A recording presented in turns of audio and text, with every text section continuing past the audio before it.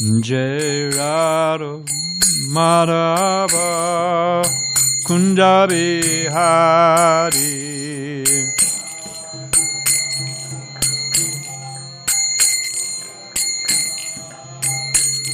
Jai Radha Madhava Kunja Bihari.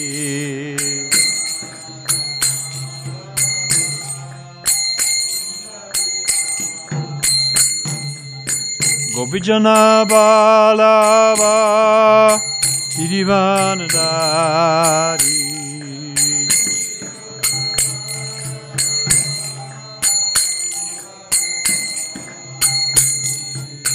Gopijana Balava Girivanadari.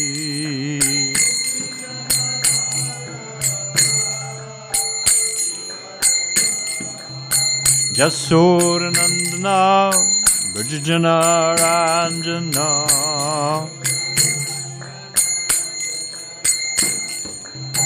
Jasodanandana Brajajana Ranjana.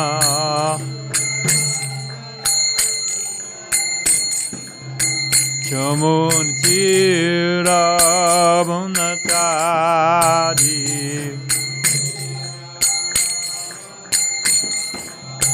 Chamunitira Bunatadi.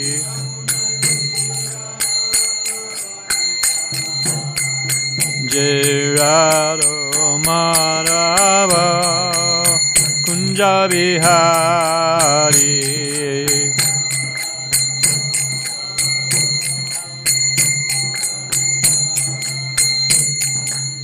Gopijana Balava Girivanadari.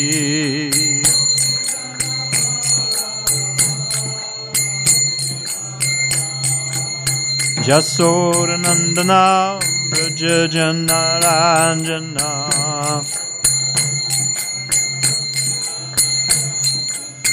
Chamunatira Bunatari.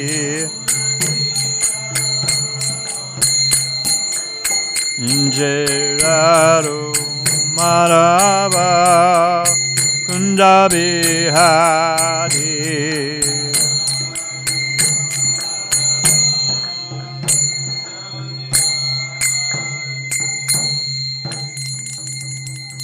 Jai Om Vishnupad Paramhansa Priya Jakacharya Siddhat Shisham Zavangri Sabaicharan Bhakti Vedanta Swami Maharaj Srila Prabhupada Ki. ISKCON BBT founder Charya Jagaguru Srila Prabhupada Ki. Ananda Kodavaisha Vrinda Ki. Namacharya Srila Haridas Thakur Ki. Prem Shri Gaho Shri Krishna Chaitanya Prabhu Nityananda Shri Dvaita Gadadhar Shiva Sari Go Bhakta Vrinda Ki. Say Sri Radha Krishna Go Gopinath Shama Kunda Radha Kunda Giri Govardhan Ki. Vrindavan Dham Ki. Mathura Dham Ki. Dwarka Dham Ki. Navadip Dham Ki. Jagannath Puri Dham Ki. Chamunamaya Ki. Gangamaya Ki. Tulsi Maharani Ki. Bhakti Devi Ki. Samveda Bhakti Vinda Ki. Srila Prabhupada Ki. Say Radha Giridhari Ki. Shri Krishna Sankirtana Jagga Ki. Go Premanande. All glories to the sum of devotees. All glories to the sum of devotees. All glories to the sum of devotees. All glories to divine Lord Sita Sri Sri Guru and Gauranga. Krishna Swadamo Bhagate Dharmaganadi Bisaha Kalauda Sadashamisha Parano Kodorita Narayana Namaskritchandaram Chaivam Narotama Devim Saraswatim Vyasam Tato Jaya Mudirayat. The Bhagavatam, as is brilliant as the sun, is arisen just after the departure of Lord Krishna to his own abode, accompanied with knowledge, religion, etc. Persons who have lost their vision to the dense darkness of the age of Kali should get light out of this Purana. Before beginning our study of the Srimad Bhagavatam, which is our very means of conquest, we should first offer our respects to the personality of God Narayan, to the Narayan Rishi, the supremmost human being, the goddess of the living Mother Saraswati, the author Srila Vyasadeva, and my spiritual master, Srila Prabhupada. Om Namo Bhagavate Vasudevaya. Om Namo Bhagavate Vasudevaya. Om Namo Bhagavate Vasudevaya.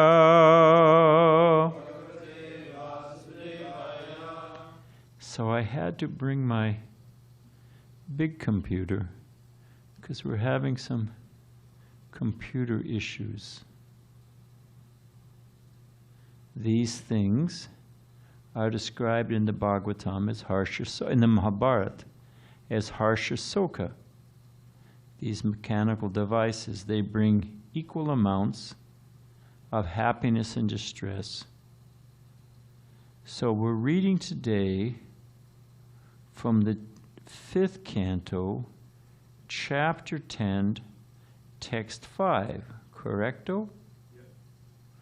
Well, that's good news. And you're going to chant the Sanskrit, or are we just going to skip the Sanskrit? Because it's... Huh? Please do.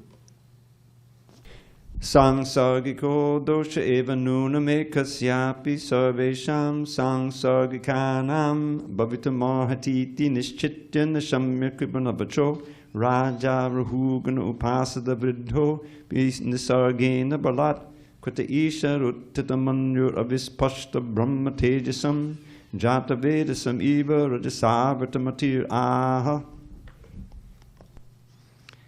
So we're... Anyone know the scene other than Dravida and Vijay? What's happening? Where are we? Without looking, anyone know? What's going on right now in this section of the Bhagavatam? Jad Bharat has been marshaled into carrying the king, Rahugana, on a palanquin. And how's that working out? Anyone know? Huh? Not so good. Why? He's big, strong, and healthy, but he's dancing over the ants, and the king is getting jostled, and he's thinking, who is this bonehead causing this issue? I'm the king. Who's this? So that's where we're at. The translation is, King Rahugana could understand the speeches given by the carriers. The others have ratted him out. They've said, hey, we're doing our job. It's this guy over here that's causing all the problems. King Rahugana could understand the speeches given by the carriers, who were afraid of being punished. Chanakya Pandit says, what is the use of a king whose pleasure one does not seek, and whose anger one does not fear? What is the use of a king if you're not, if you can't, chastise and can't correct and can't give benediction? So, he could also understand that simply due to the fault of one person, the palanquin was not being carried properly.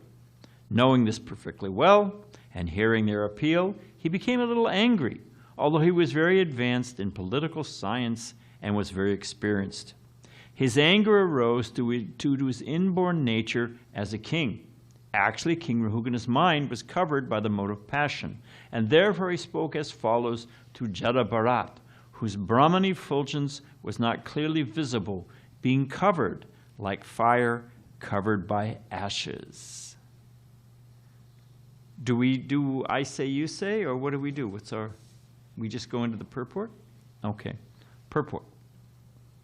I'm used to my other device. The distinction between Rajagun and Sattvagun is explained in this verse. Although the king was very upright and advanced in political science and governmental management, he was nonetheless in the mode of passion, and therefore, due to a slight agitation, he became angry. Jad Bharat, despite all kinds of injustice endured because of his deaf and dumb display, remained silent by the strength of his spiritual advancement. Nonetheless, His Brahma Tejas, his Brahman effulgence was indistinctly visible in his person. Om Agena Temarandasya Gyana Gena Salakaya Jakshushu Milatangena Tasare Shri Gurave Namaha. So we see that the king was easily agitated, even though he was very learned in political science. He had many qualifications. Hope he come back. But he was easily agitated. No really good reason, but easily agitated. Whereas Jad Bharat, who had all good reason, I mean, he was forced labor and being abused and so many things, he simply tolerated. So what I was thinking, Prabhupada uses the terms of dhira and adhira. Anyone know what the word dhira means? It means sober. It means one's, we could even take it this way, one's not intoxicated by passion and ignorance and lust and greed. One is a steady person, has control of his senses, undisturbed. Just like we have sura and asura, sat and asat. So the Bhagavatam often compares and contrasts. So if we consider that for a moment, that something's happening outside. If we consider that for a moment, that one who is fixed in sat, what is truth, what is eternal, what is it? There was the sage who was born and he was covered with hair, and one hair fell off every life of Brahma, and he was going to live until all the hairs fell off his body. Welcome to the club. Until all the hairs fell off his body. And so he was just standing or sitting by the bank of the river, and someone said to him, you should build a little bhajan kutir. He said, I'm only here for a minute. So someone who is sat, they're not disturbed by all these, so many things. This world is by nature a source of disturbance. So I was thinking of, in this mood of, here we have on one side the king, and on the other side we have Jad Bharat, and we're comparing the slight thing, he becomes angry. Legitimate reason, and he's peaceful. So I was thinking, and the Bhagavatam often does this, so I was thinking of a few who can think of some examples of, well, I'll start you off. The classic is Hiranyakasipu, who was Lord of the universe, had all the opulence possible, even he moved his eyebrows and all the demigods trembled. But he was agitated by his little boy. His little son was a devotee. Couldn't tolerate it. Wouldn't, what? You think there's someone superior to me? And Prahlad, we know the whole string, boiled and thrown in boiling oil, poison, trampled by an elephant, thrown off a cliff, put in a pit with snakes. Have I forgotten anything? That's good enough, huh?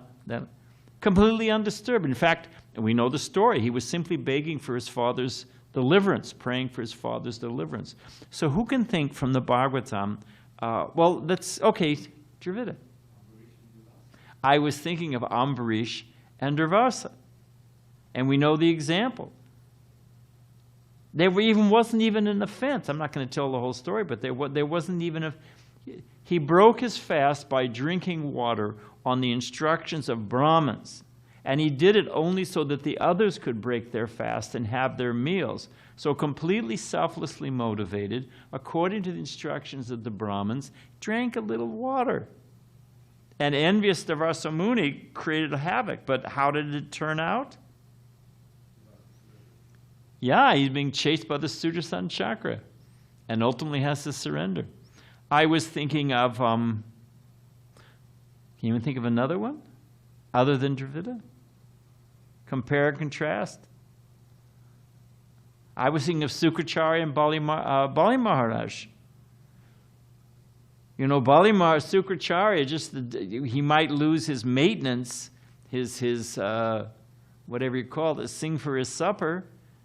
And so, don't give to Vishnu, don't give to Vishnu. And here you have Bali Maharaj, he lost everything. So, well, who are you thinking of?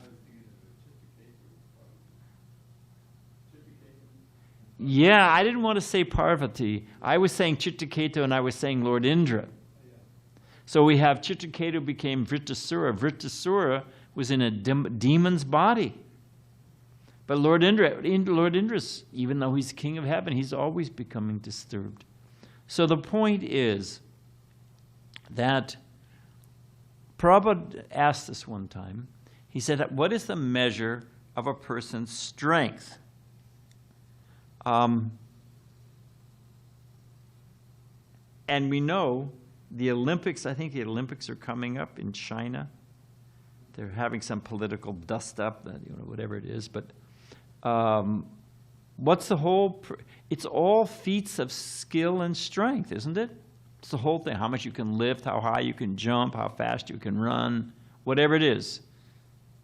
So are those the measures? One could make the argument that the Olympics are the measures of strength. Do you agree with that, Amoga? How do you measure someone's strength? How much you can tolerate. Prabhupada said that is the measure of strength. How much they can tolerate. Well, let's say it this way. Well, I guess I'll kind of bounce around.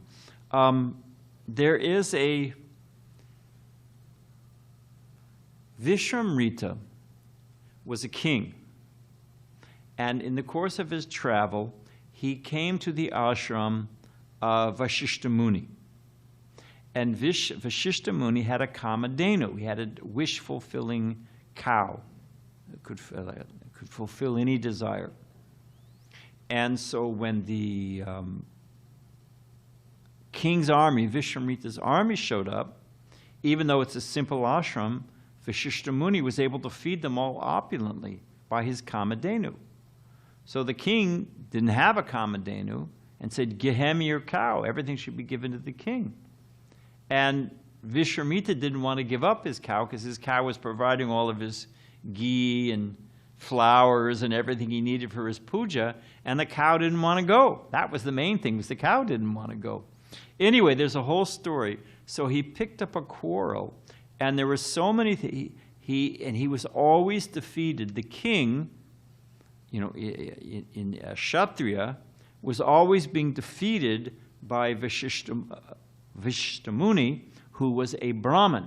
So he thought, okay, forget this. If I'm ever going to defeat him, I have to become a Brahmin. So he performed, was it 10,000 years sacrifices? So many things. And what did Indra do? Indra is always in anxiety about his post. What does Indra do whenever he sees a yogi developing power? Yeah, is it Menaka came down?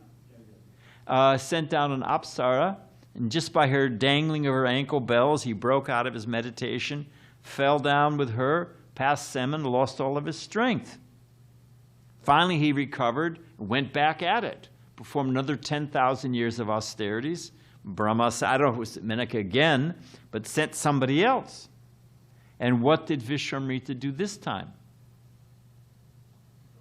Burned her to ashes. Again, lost all his Brahma Tejas, lost all of his strength, because anger and attachment, they're just opposite sides of the same coin.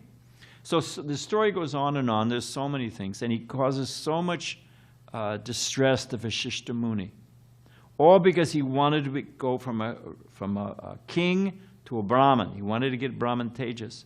Does anyone know what finally happened that allowed him to become, that certified him as a Brahmin? Anyone know? From the Mahabharata? Other than you. So I should have given a... No?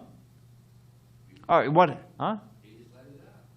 All right, I guess I should have said. No, it's good that you know. He thought, what is all this nonsense? I want this position, I want this power, I want him to be subordinate to me. And he gave the whole thing up. He said, this is ridiculous. And he begged for forgiveness. And at that point of compassion and forgiveness, bring, All the devas showered flowers, and he became a certified Brahmin.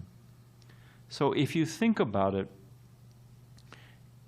everybody wants more. What is the famous verse from Bhagavad Gita? You can give me the English translation. That is a crystalline picture of the power of lust, other than Dravida and Vijay.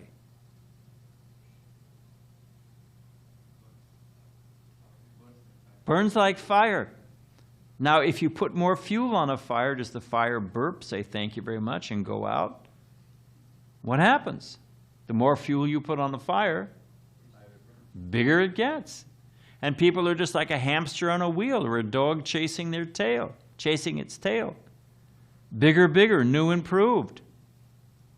And they're just throwing more and more fuel on the fire. But if one can learn to tolerate, that's how one becomes peaceful. That's when how it becomes clear-headed. So we have this example here in the Bhagavatam. The king has everything, but because he can't control his senses, he can't control his anger, everything becomes confused and chaotic. Let's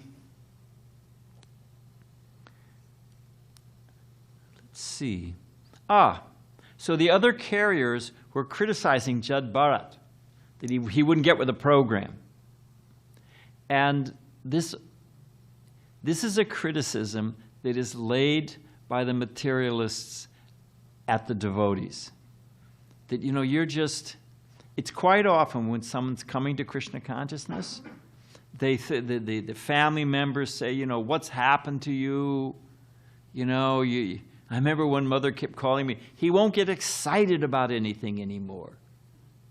Anyone know what Prabhupada said about excited to Rabindra Sarup? He said, devotees don't get excited. Excited to agitate, to stimulate, to get all jacked up, fired up, the fire of lust. No, devotees, they don't get excited. We can get enlivened. That's another thing. We can be inspired, but we don't get all agitated.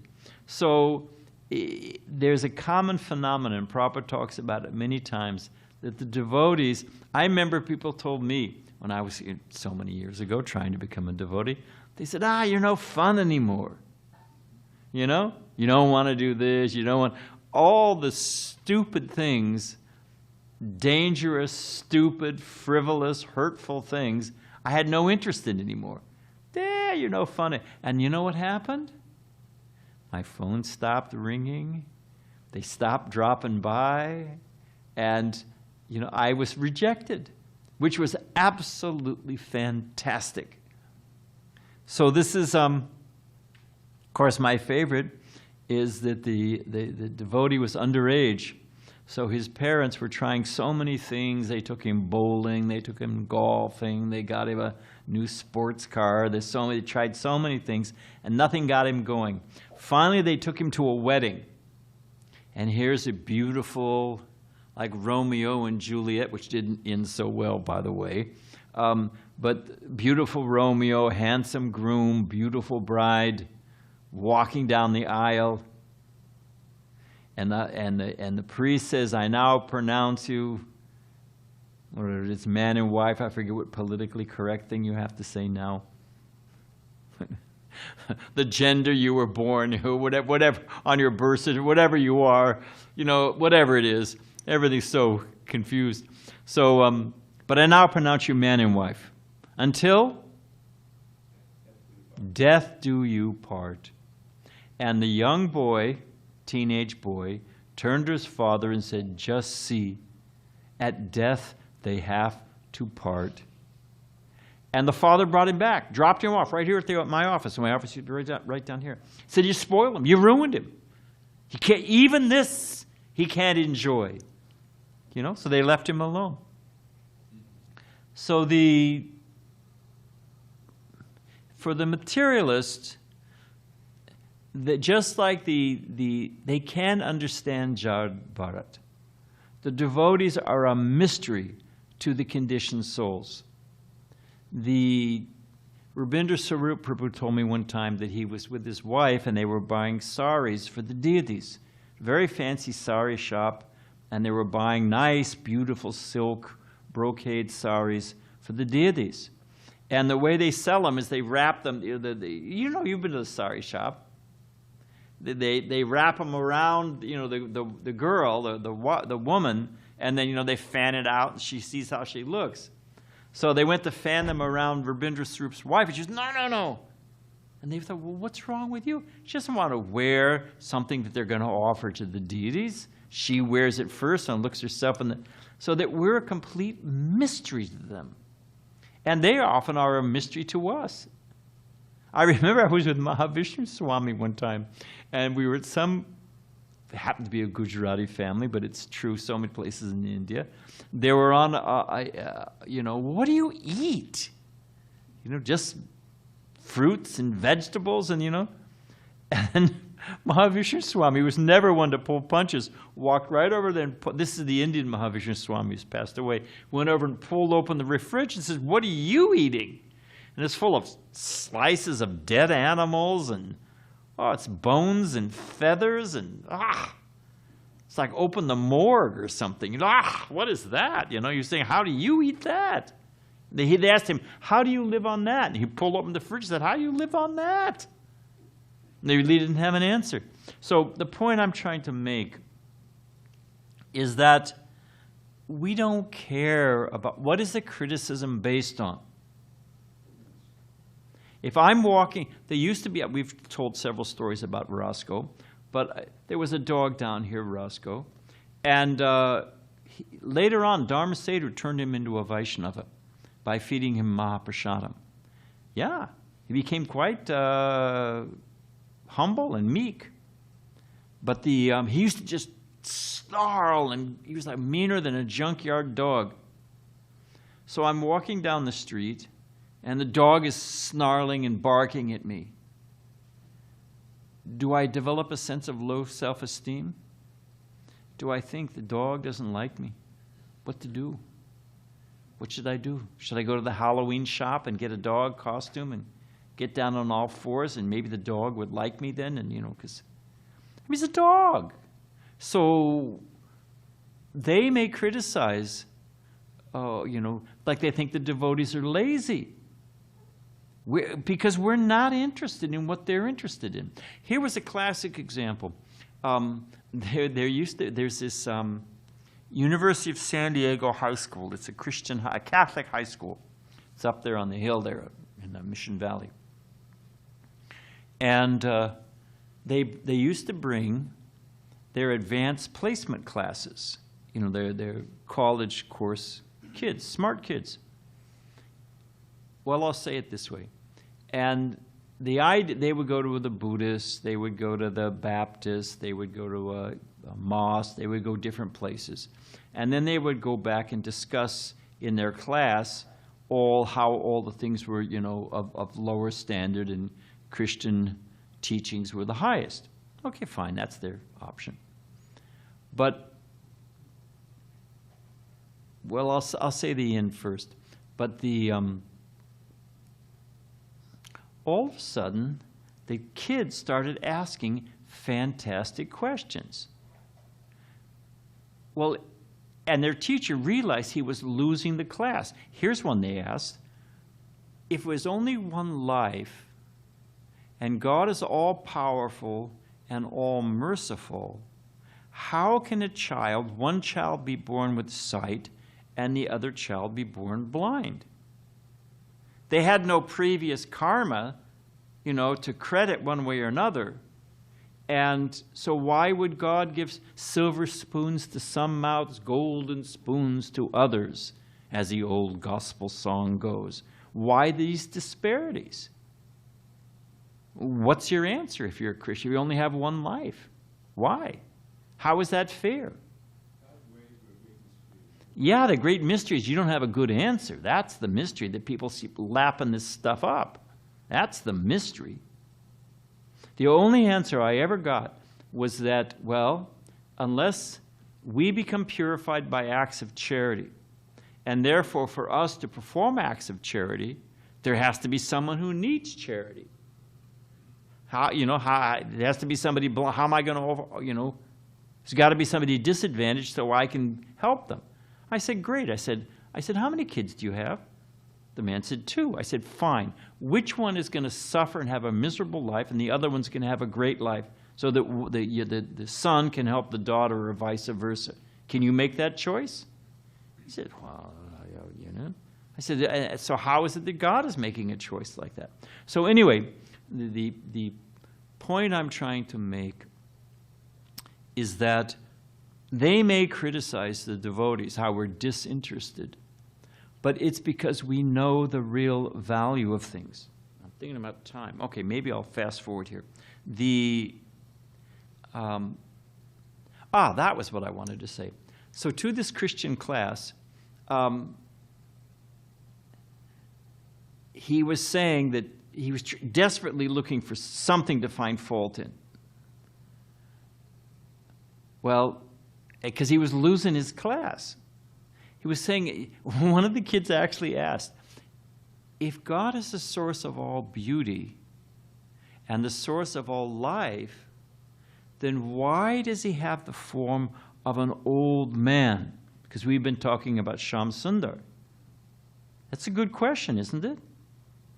And they're looking at their professor for an answer. You know, we can explain very nicely. You know, yes, he's Shyam Sundar. He's standing right there. He's Govinda. You know, he's Gopal. So he was losing his class.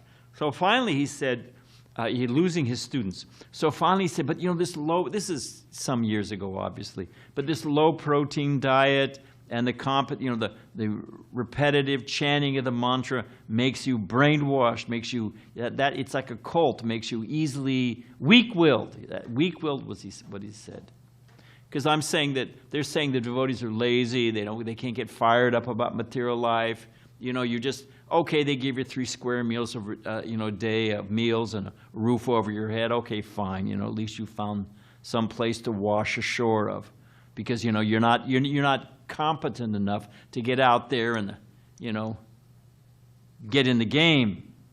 So all right, fine. At least you're not on welfare. But the fact of the matter is, devotees are not lazy. Prabhupada's famous proof. So I said, this professor said the devotees are weak-willed. It makes them easily manageable. You can control them. I said, oh, really? I said, why don't you spend a morning in my office? You will never find a more headstrong, strong-willed, independent group of people. You try to get the devotees to all row in one direction. Oh, you've got to explain a whole philosophical discourse, and you've got, isn't it? Devotees just don't blindly follow anything. It's like, just, come on, Prabhu, can you just wash the pots? Well, I'm doing books, and, sometimes we've got to do the needful. Prabhupada said the whole purpose of Bhagavad Gita was to turn Arjuna from a no man into a yes man, meaning yes, whatever Krishna wants. Hey, well, I don't like. Well, I have my inclination. Prabhupada says right here, psychophysical nature. Well, what's the whole point of Bhagavad Gita? Think Arjuna wanted to fight? That's the whole point. But he wanted to please Krishna. So, I'm just saying that they get the devotees to, what did it take to move these bananas, who you'll be happy to know, the bananas that we moved from here are doing very well at the farm. Your little green brothers are just fine. But it was a whole trip. So, and on one hand, the point is I'm actually offering respects for that. So Prabhupada talks of the Marquis of Zetland. The Marquis of Zetland had been the governor of Bengal, which is a big deal. It was right under the viceroy in India, in the British Raj. Later on, he was retired. He met Ban Maharaj and the devotees that had been sent by Srila Bhaktisiddhanta Saraswati to London. And they asked him, can you, the Marquis of Zetland, I don't know where it is in a tier, but I think a marquis is quite high of dukes, earls, lords, sirs. Marquis is up there. So he was the Marquis of Zetland. So they said, he said, I say, can you make me a Brahmin? And what was the answer of the Gaudiya Math disciples said, absolutely, no problem. Here's what you have to do. What did they tell him right off the bat? The 4 regulative principles. No meat eating, no illicit excess, no toxic eating. And Lord Zetland said, impossible. These things are our very life. So to turn our back for the devotees, to turn their back on the material, we're not lazy, we're not weak-willed. You try it. They can't even do it for a week. Try to, tomorrow morning, just for fun, if you have any doubt about what I have to say, go next door at 4:30 in the morning and knock on somebody's door and say, wake them up and say, come on over, we're having Mangal Artik. Mangal means auspicious, make your whole day auspicious. Well, they say, oh, geez, my alarm didn't go off. Thank you very much. What will be their response? You hope they don't have a shotgun. Huh? Oh, they definitely call the police. You're lucky if they don't stick their dog on you or sue you. So the point I wanted to make, and then, because I do want to say one last thing about the Bhagavatam. There was a lady here from La Jolla, and her son moved into the temple. And she was a nice mother, genuinely concerned, and she would check every now and then. So he moved into the temple. She came about 2 weeks later. She knew I was the president. We'd talked to before he moved in. So she came down to my office and said, I won't mention his name because I don't want to embarrass anybody. Is so-and-so here? And I looked at his schedule, because everybody had a schedule. I knew everybody was. I said, hey, he's washing pots. She got this look of bewilderment over her. I said, washing pots? They were from he went to, what is that, bishop school? He's like, oh. So I said, washing pots. So she walked over me to the kitchen, and he was a young guy and short, and he was bent over in one of those big pots. All you could see was his legs, because he was inside the pot with the whole thing, stainless steel, and he was singing. He was serving Krishna. He was happy like it, Bhakti Ras. And the mother said, I went to call to him, but he couldn't hear me because he was inside the pot with us. And she said, no, don't bother him. And she walked back, and we sat in the patio right here. She said, at home, I could not get him to wash a spoon.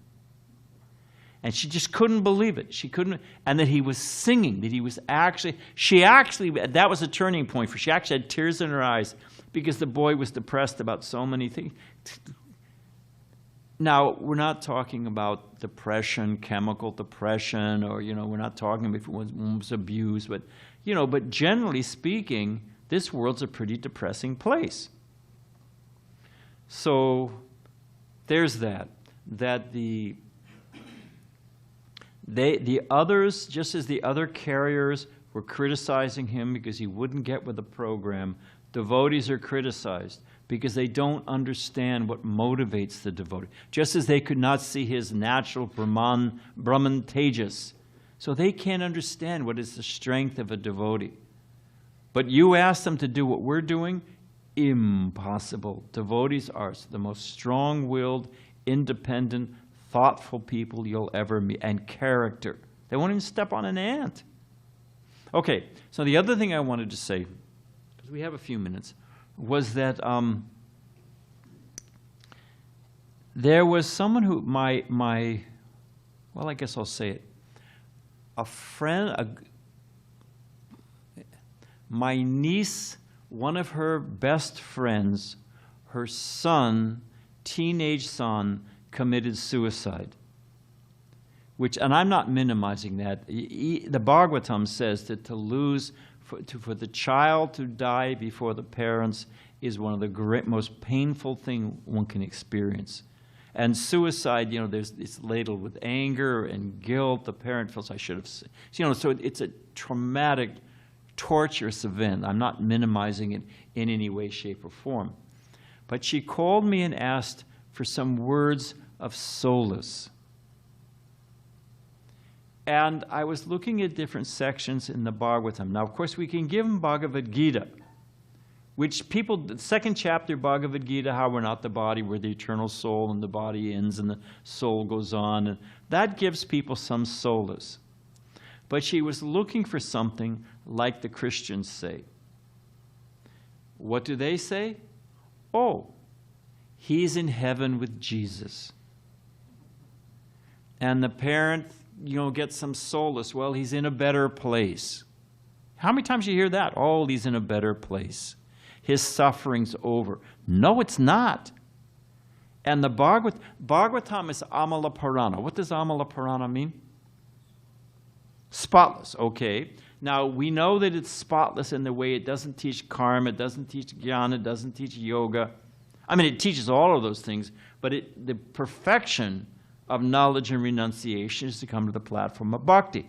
It only teaches the purest knowledge, the king of knowledge. But what's another reason that the Bhagavatam is Amala Purana? It does not pull any punches. Bhagavatam is hard-hitting. It is the facts. So I was thinking, is there an example in the Bhagavatam of a child dying before Dravida can say, is there an example in the Bhagavatam of a child dying before the parents? King Chitraketu. And so I thought, well, let me look at that. And I couldn't find anything. Because this family, just like there has to be, the audience has to be of a certain receptivity. When Angira Muni, was Narada with him at that time? It was just Angira Muni. Came back with Narada Muni. But anyway, the point is, the one who gave the benediction was Angira Muni. Angira Muni came to see the king. And he was prepared to give the king transcendental knowledge. But the king was childless. He had no heir to carry so all he could think about was having a child. So, okay, Angira Muni gave him the benediction, gave him a child. And you know the whole story. The 100 wives, they couldn't have children, so they became envious because ultimately the one wife who'd had the son, she became his favorite. They were slighted. So ultimately, they poisoned the kid. They poisoned the heir to the young boy. Oh, it's a tragic thing. And if you want to read something, just tearjerker, the mother, when she says, oh, get up, you must be sleeping. I mean, it's better than Shakespeare. But the point is that finally Angira Muni brings the dead child back to life. I'm looking for a verse that, is the equivalent of, oh, he's in heaven with Jesus. Now, if you commit suicide, what does the Bhagavatam say? You come back as a ghost. If you die all of a sudden, if you die you're like killed in a car accident or by fright or commit suicide, especially if you commit suicide, you come back as a ghost. Now, the Bhagavatam tells you what to do. Jayapataka Maharaj calls it a cosmic karmic care package. It's a great choice of words. Wherever you are in the cosmos, you form a pindasa, you offer prasadam to Vishnu, and whatever body that person is trapped, wherever they are in the cosmos, boom, they get a karmic care package, like a get-out-of-jail card, and they get to have a human form of life, and they're relieved, So it's fantastic. We know what to do. But to tell them, oh, he's in a better place now. No, he's not. Oh, he's with Jesus in heaven. No, he's not. And, I can blow on a boil, but that doesn't cure the infection. So the Bhagavatam is the Amala Purana for a number of reasons. And one of the reasons is it actually gives the facts. It gets to the core of the thing. If you want, in Chaitanya Charitamrita, you want to read so many examples of mercy and compassion and sweetness. I could find a number of things which I sent it from Chaitanya Charitamrita, but the Bhagavatam is hard-hitting as it is news. So we can in there, that's what's, coming here. The Bhagavatam is meant to strip away to the actual reality of things. And that's the real compassion. So we can in there, all glories to Srimad Bhagavatam. Hare Krishna.